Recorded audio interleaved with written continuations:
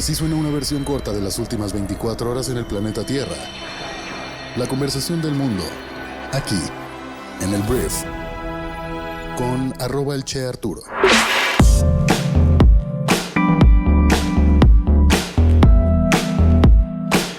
Muy buenos días, bienvenidas, bienvenidos a esto que es el Brief para este miércoles 4 de enero. Yo soy Arturo Salazar, soy tu anfitrión y uno de los fundadores de Briefy, y en este podcast vas a informarte con un resumen de las noticias que debes conocer el día de hoy para ser una persona bien informada.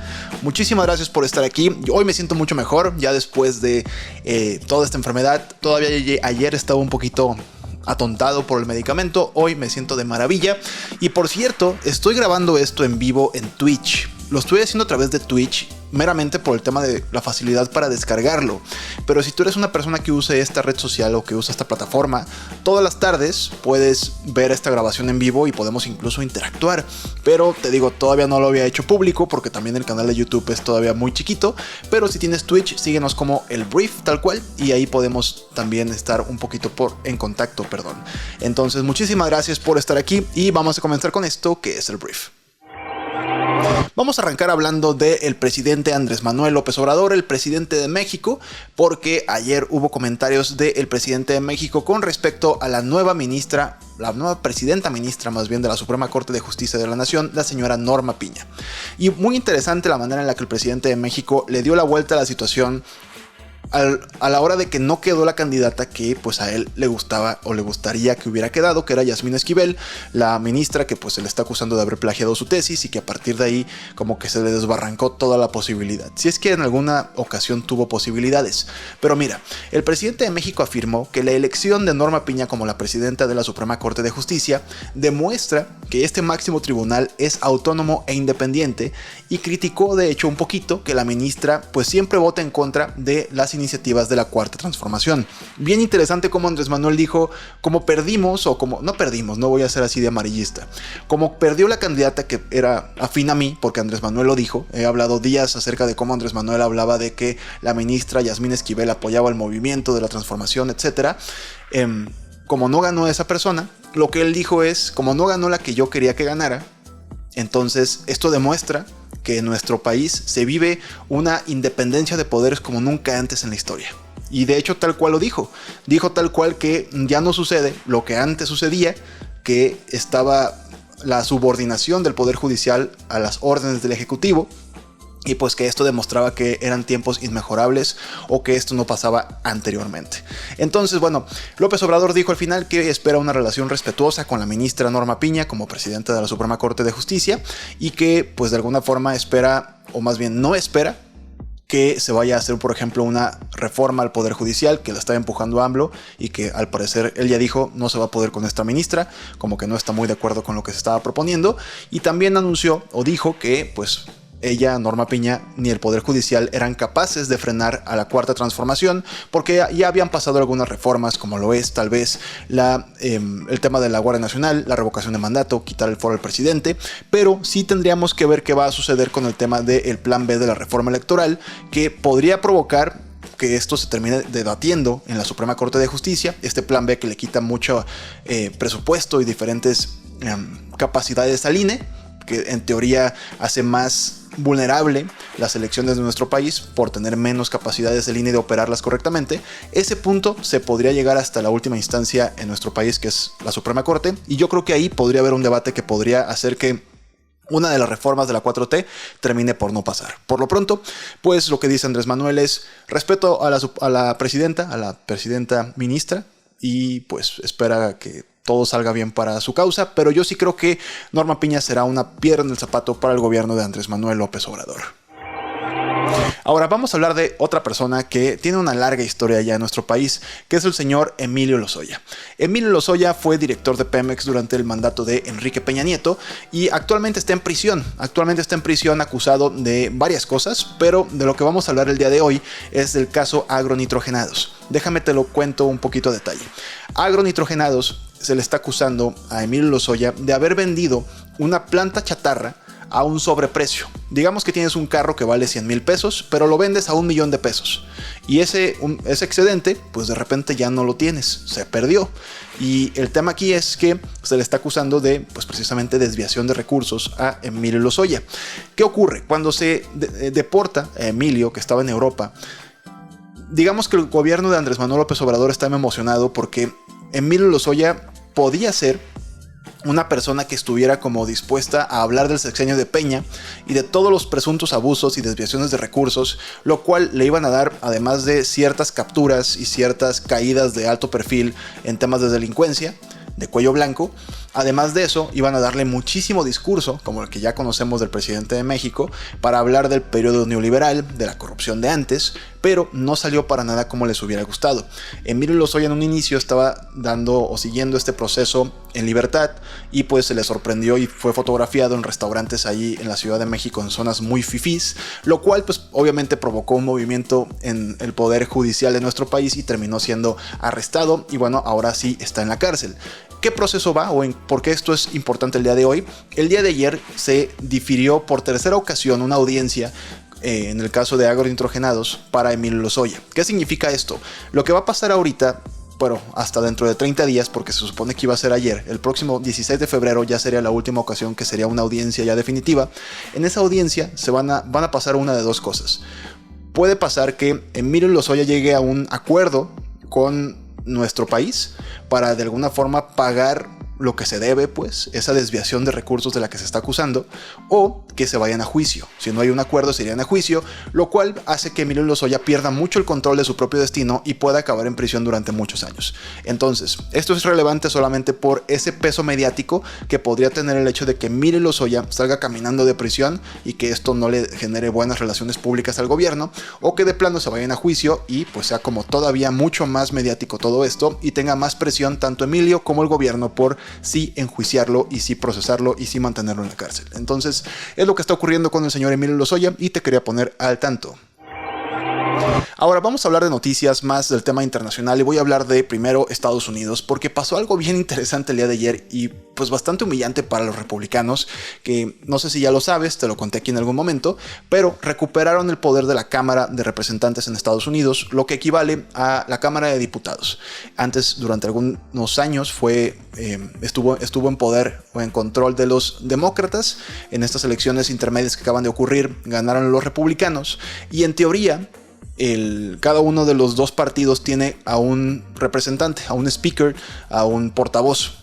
Y normalmente este portavoz pues se elige de manera unánime y es facilísimo y todo pues de alguna forma fluye muy fácilmente porque en teoría los bloques en Estados Unidos generalmente están muy unificados.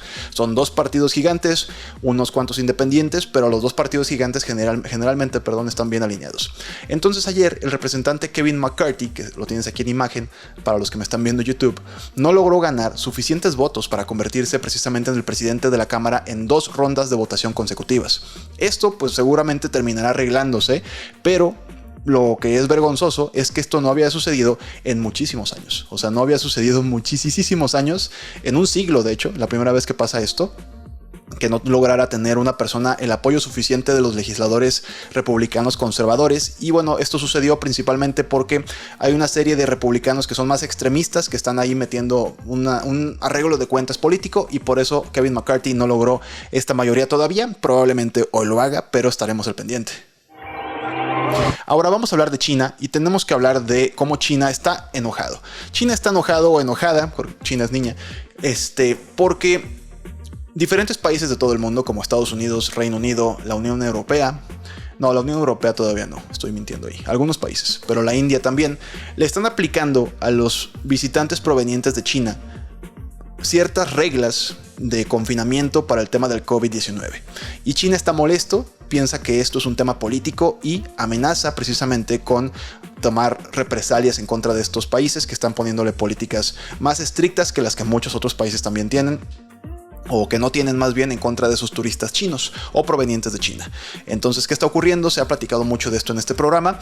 Hay un problema grave de China con relación al COVID. Están aumentando mucho después de que se eliminó la política de cero COVID en China. Se espera que haya millones de infectados rápidamente y Estados Unidos, Reino Unido, India y próximamente más países están imponiendo estas restricciones que precisamente pues lo que buscan es controlar que no haya una avalancha de personas provenientes de China pues infectando a más personas en estos países. A todo esto China dice que es una cuestión política y podría tomar algún tipo de represalia. Ahora, vamos a hablar de Rusia, porque está pasando algo interesante en Rusia. Lamentablemente, porque aquí no es un tema de que, qué bueno que mataron rusos o ucranianos, pero pasó una tragedia en la que Ucrania atacó a una ciudad que se llama Makivka, o sea, que es también Ucrania, pues, pero pues los ucranianos al retomar su territorio hicieron esta invasión. Y lo que sucedió es que murieron 63 militares rusos. Y lo que está pasando en Rusia es que a partir de este ataque por parte de Ucrania se está criticando mucho al gobierno ruso acerca de, pues, la ineficiencia o incluso la negligencia que tuvieron altos mandos rusos en esta operación. Entonces, ¿qué está ocurriendo a la hora de que Rusia se ve debilitado o que los mismos rusos dicen, oye, pues como que nuestro país no está rompiéndola en esta guerra como nos prometieron que lo iban a romper, y además están muriendo soldados rusos como en esta cantidad, pues 63 militares? Entonces lo que está pasando es que internamente Rusia ya le está reclamando y está apuntando el dedo a los altos mandos rusos por simplemente estar perdiendo este tipo de batallas y en el largo plazo al parecer estar perdiendo la guerra contra Ucrania. Entonces yo sí creo que uno de los posibles desenlaces de esta guerra es que precisamente internamente Rusia implosione y pues intente derrocar a lo que es Vladimir Putin. Suena muy difícil, sobre todo por todo el orden y cómo funciona la democracia en Rusia o el gobierno en Rusia, pero ya está pues empezando cada vez más los murmullos por parte de ciudadanos rusos exigiéndole a su gobierno que paren esto o que ganen esto, pero ya. Ahora voy a hablar de negocios y voy a hablar del señor Sam Bankman-Fried. Mira, este hombre es un señor, un joven de 30 años que está metido en un problema brutal. Él fue el fundador y exdirector general de una compañía, una plataforma de intercambio de criptomonedas que se llama FTX. Lo que sucedió con este hombre es que las personas, bueno, se lo está acusando de un fraude. Se le está acusando de un fraude porque lo que hizo es que, o lo que se le está acusando de, porque luego es ilegal decir que ya es oficial lo que hizo, se le acusa de haber engañado a los inversionistas y haber malgastado los fondos que pertenecían a los clientes de FTX. Imagina que tú metiste 100 pesos a su plataforma y compraste un cachito de un Bitcoin, y un día quisiste sacar esos 100 pesos y ya no estaban en la cuenta. Y ese dinero se ve utilizado para algo más. Se le está acusando de varias cosas, 8 acusaciones, y ayer este hombre, Sam, negó, se declaró inocente de los delitos de fraude en Nueva York, y 5 de los 8 delitos de los que se le acusa, pues son 20 años de prisión por cada uno. Entonces este hombre se enfrenta a una cadena perpetua en prisión, a lo que se le llama una de las estafas piramidales más grandes de la historia.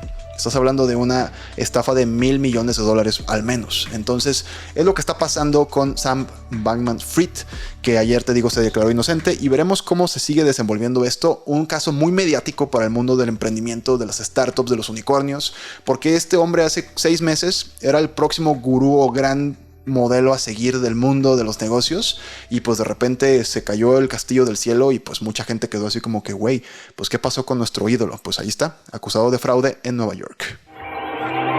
Y ahora voy a hablar de una noticia que a mí me dio mucha risa, me dio mucha gracia, que tiene que ver con Lionel Messi. Mira, bueno, Argentina ganó la Copa del Mundo, esto no es noticia, pero hay una fotografía que pues ahora es oficialmente la foto más likeada de la historia en Instagram, y resulta ser que pues muestra a Messi cargando la Copa del Mundo. Ayer se revela que la Copa del Mundo que está cargando Messi es falsa.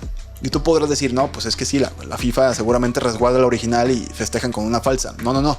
Esa Copa del Mundo que está cargando Messi en esa foto, literalmente es una réplica hecha por un matrimonio de argentinos que están en la tribuna y que por alguna razón llegó a Messi y pues empezó a dar la vuelta y a festejar con la copa, y te digo, se tomaron la foto. Y ya después llega Ángel Di María, que es uno de los principales jugadores de Argentina también, a decirle a Messi, güey, esa no es la buena es otra. Y tal cual le muestra así como abajo de la copa y le dice, pues esta es la Copa del Mundo que deberías cargar, güey. Entonces fue algo que me dio mucha risa, sobre todo por el poder mediático de la foto original, que pues es la foto más likeada de la historia, pero la Copa del Mundo de esa foto es totalmente falsa. Muy bien, muchísimas gracias por haber estado aquí. Esta fue la conversación del mundo para este, ¿qué es? Miércoles 4 de febrero. Y antes de irme te quiero recomendar un artículo que puedes leer o escuchar en Briefy que se llama Los 6 principios para desarrollar la agilidad estratégica de tu empresa, escrito por Michael Waite. Entonces lo puedes leer o también lo puedes escuchar en podcast, y esto lo puedes encontrar en Briefy, que es nuestra plataforma educativa que está diseñada para que puedas convertirte en un líder de negocios muy rápidamente. Entonces puedes descargarla y probarla durante 14 días totalmente gratis. Y pues bueno, por último te quiero agradecer por haber estado aquí. Esta fue la conversación del mundo y nos escuchamos el día de mañana en la siguiente edición de esto que es el Brief. Yo soy Arturo. Adiós.